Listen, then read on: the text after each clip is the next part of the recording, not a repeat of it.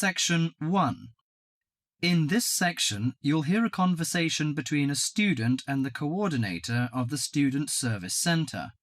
First, you have some time to read questions 1 to 3.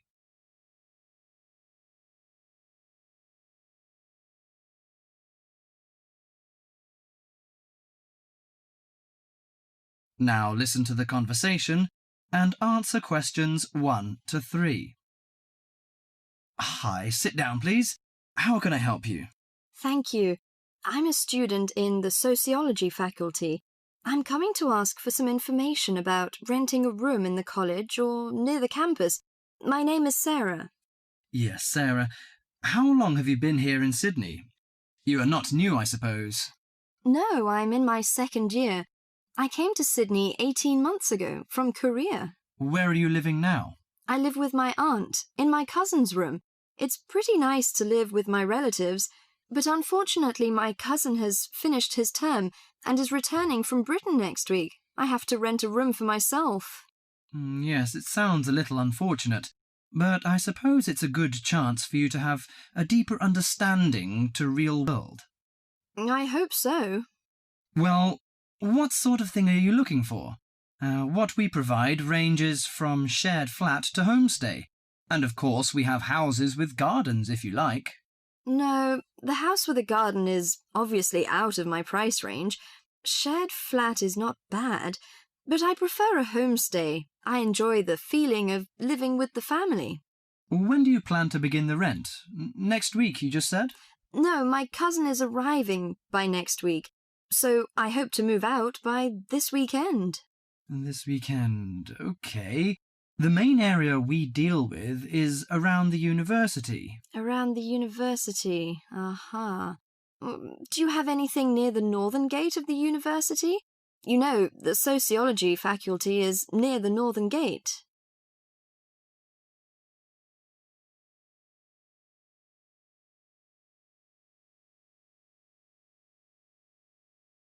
Before you hear the rest of the conversation, you have some time to look at questions 4 to 10.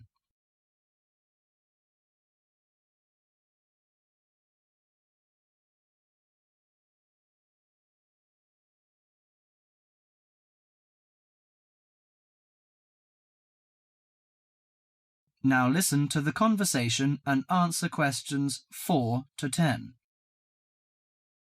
Yes, what sort of price are you thinking of? Well, could you give me some idea? You know, I have no experience of renting a room.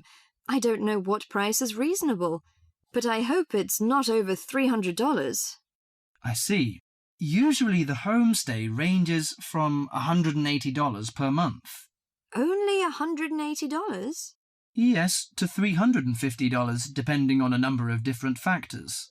What does it depend on? Well, obviously the quality of the house, the facilities and extra services. Oh, I don't care about the quality very much, as long as it's clean. As to the facilities, I want the room with the separate bathroom. Kitchen isn't a necessity, because I don't want to cook by myself. I hope to have meals with the family if possible. Okay, let me check the files. Yes, I think this one might suit you. It's a family house with 2 vacant bedrooms. How about the owner of the house? I mean, is it a family or... According to the file, it is a retired lady. She wants to find college students as tenants. That's great. What's the condition of the rooms? The bigger bedroom is furnished and with a bathroom, and the rent is $320 per month. The smaller one charges $250. It is furnished too, but without bathroom. Oh, $320. It's a bit out of my range, but I think I prefer the bigger one. How about the meals? Well, the rent includes breakfasts and suppers. No lunches, however. You have to buy your lunch. That's no problem. I usually have my lunch in the college cafeteria. And that doesn't cover the water bill and electricity fee, but the laundry is included. Fine. Could you tell me the address? Yes, it's on 323 West Park Road. Let me get that down. 323. Okay, it's near the university. So, when can I have a look at the room? You know, I'm a little pressed for time. The file says the landlady is in every afternoon. So this week, say Friday? Oh, I'm afraid I can't make it then. I have a lecture on Friday afternoon till 5:30. How about Thursday? Okay, that's fine. Would 5 be okay? Yes, fine. Just come here. Yes, here in the student service office. Oh, before I forget, before moving, you have to pay 1 month's rent in advance. Really? Oh, I didn't know that before. Could I ask why? As the deposit. You know, in case you damage the property or move out without giving notice. Usually this doesn't happen, but standing in the owner's shoes... Yes, I understand it all. So that's $320. Okay, I'll take the money if I'm satisfied. Well, a word of advice. Don't forget to get a receipt when you pay the deposit or rent. Yes, thank you so much. That is the end of section 1.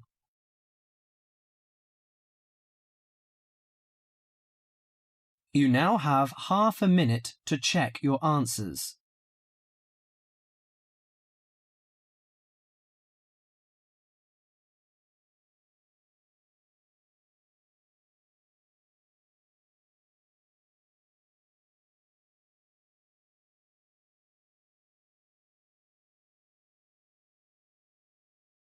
Now turn to Section 2.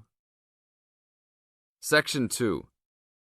You are going to hear a talk given by Madeline. She is going to introduce the recreational facilities on campus and in town. First, you have some time to look at questions 11 to 20.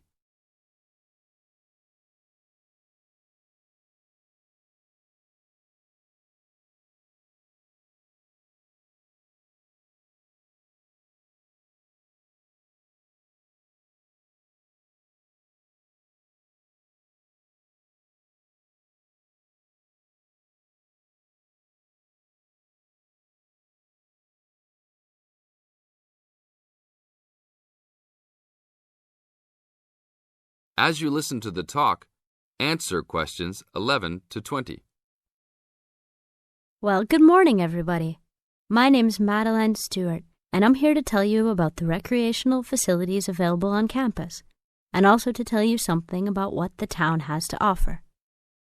You may already know that your Students' Union membership also includes membership of the Sports Union, which provides a range of sporting and recreational facilities on campus, much the same as those in most British universities.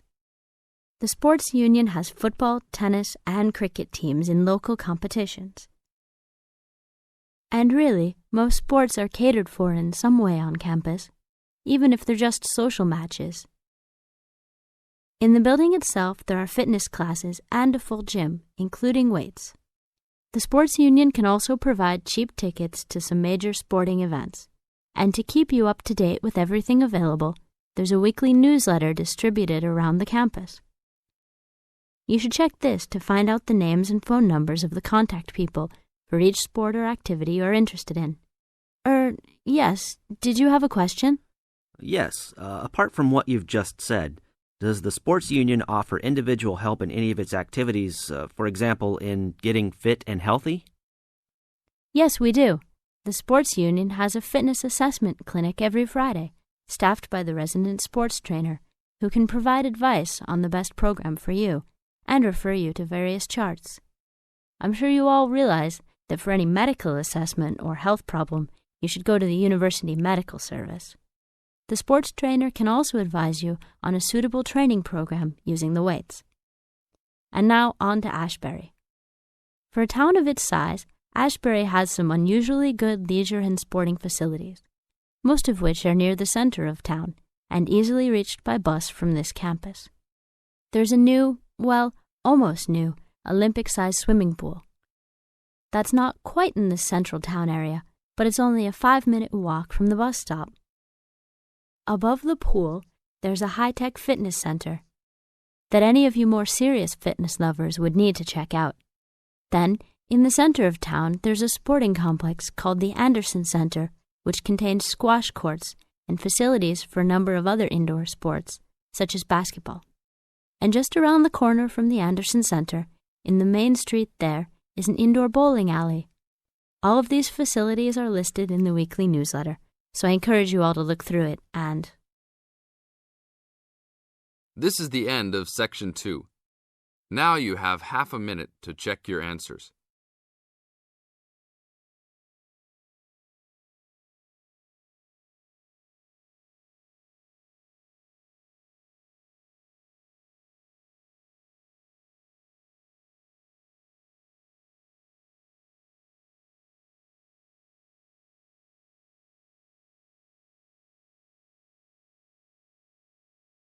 Now turn to Section 3. Test 7, Section 3.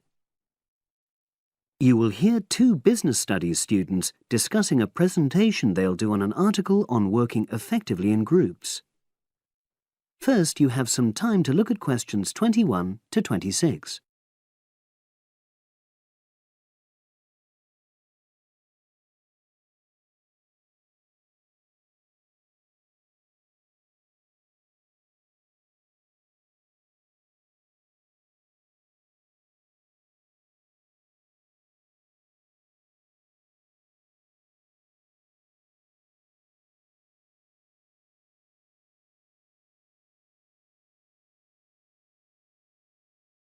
Now listen and answer questions 21 to 26.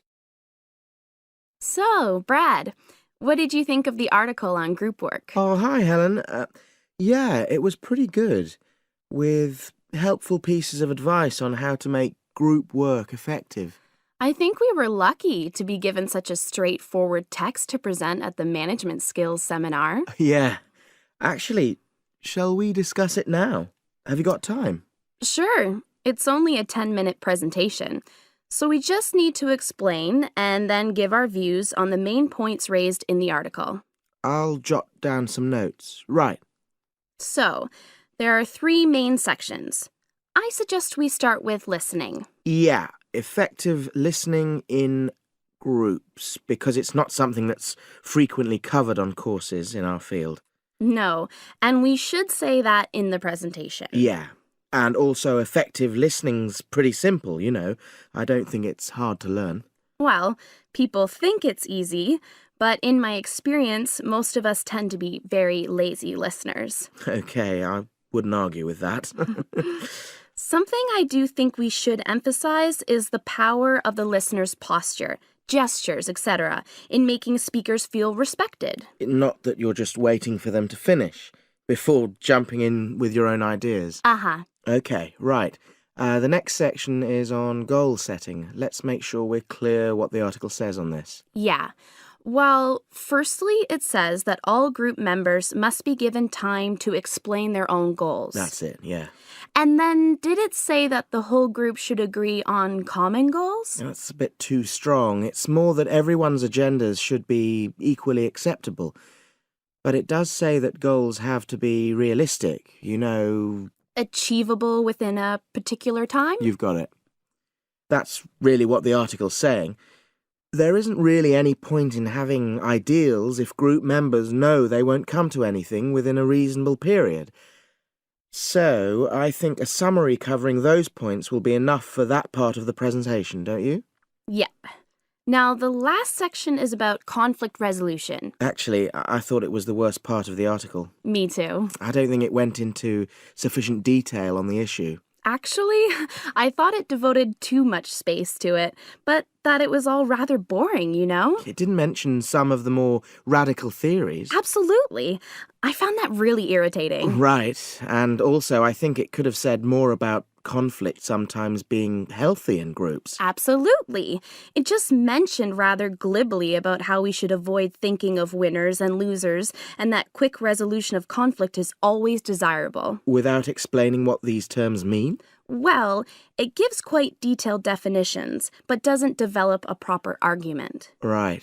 So, for the presentation, I think we just give some definitions and then explain what we felt were the weaknesses in the article's treatment of conflict resolution. Yeah, good. Now you have some time to look at questions 27 to 30.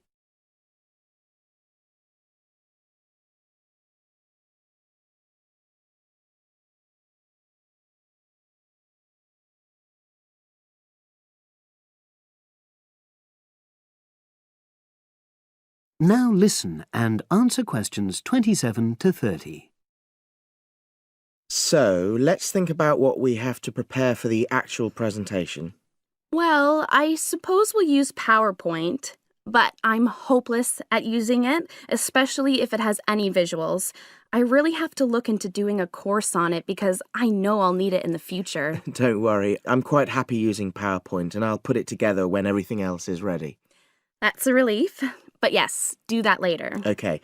Now, I heard the tutor saying we have to include some well-chosen quotations from the article. I'm not sure if we do.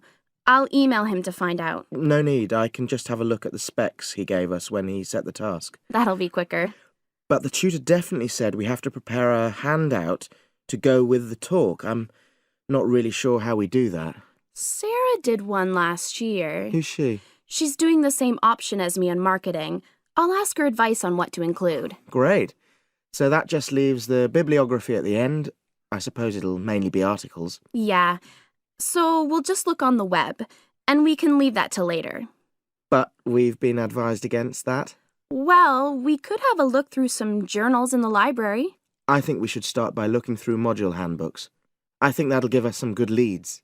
Yeah, you're probably right. So that's all the topics.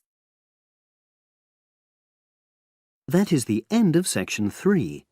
You now have half a minute to check your answers.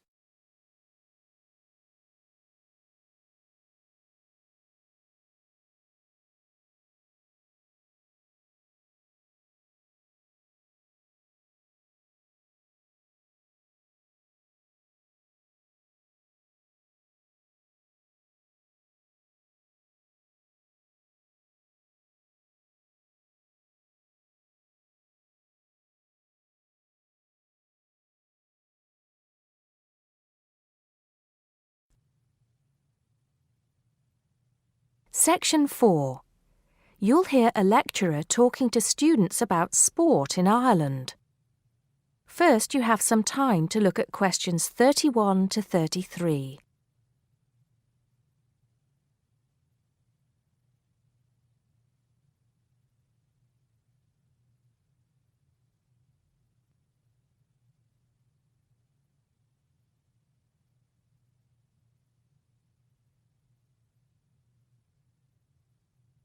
Now listen carefully and answer questions 31 to 33. Now, today we're going to be finding out about the most popular sports in the Emerald Isle. That's Ireland, of course. Can you guess what they are? Well, there are these two lesser-played games, a form of rounders and Gaelic handball. But we'll start with one which is perhaps over 3,000 years old, arriving in Ireland with the Celts, some claim. That may be a slight exaggeration, but I consider it to be the fastest field game in the world, and it goes by the name of hurling. Well, that's what it's known as in the English-speaking world anyway. So, what do you have to do? You've got 15 players on a team, one of them the goalkeeper. Each one has a stick called a hurley. Here you are. I've brought mine along. Had it since I was at school. This is what it looks like, and basically you have to get this ball, called a sliotar, that's S-L-I-O-T-A-R, so it's not spelt the way it's pronounced. You hit it into the net for 3 points, or you can hit it over the net for 1 point. The goal looks like the letter H, with the net under the crossbar. The goalie has a bigger stick than the others to help keep the ball out. You can also catch the sliotar and run with it for 4 steps maximum, or bounce it on your stick. Is that clear to you all? I'll be showing you a video a bit later, so you can see what a game actually looks like. You might like to think of it as a mixture of lacrosse, hockey, and baseball. Oh, and it's played by women too, but it goes by the name of camogie in that case.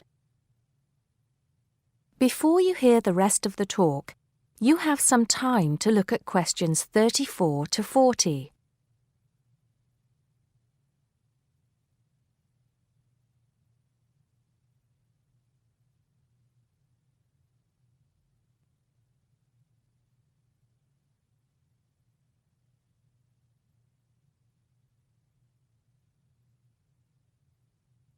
Now listen and answer questions 34 to 40.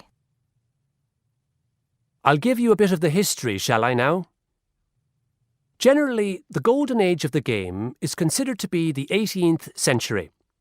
But systematic rules were first agreed and drawn up at that great shrine of learning, Trinity College Dublin, in 1879, founding the Irish Hurling Union, closely followed just a few years later by the formation of the Gaelic Athletics Association. With greater organisation last century, the All-Ireland Hurling Championship got off to a flying start, and I'm proud to say that my own native city of Cork has won more than 20 titles over the years. But then, so have Kilkenny and Tipperary. Is it only played in Ireland? No. Well, it is the only country with a national team at the moment, but you may be surprised to discover there are hurling clubs in London, as well as in America and Argentina, to name just a few. The other game I'd like to take a little time to introduce you to is Gaelic Football, which is played on the same pitch as hurling with the same number of players, but there's no net. You just have to get the ball over your opponent's goalposts, and you can do that by kicking or punching the ball. However, you're not supposed to do that to the players, I might add. Imagine it as a combination of soccer and basketball. But in my opinion, it's a more exciting spectacle than either of those. Excuse my bias, if you will. It's also very popular with women. In fact, there are more women's teams than for any other sport. Whether despite or because of the physical contact involved, I wouldn't like to say.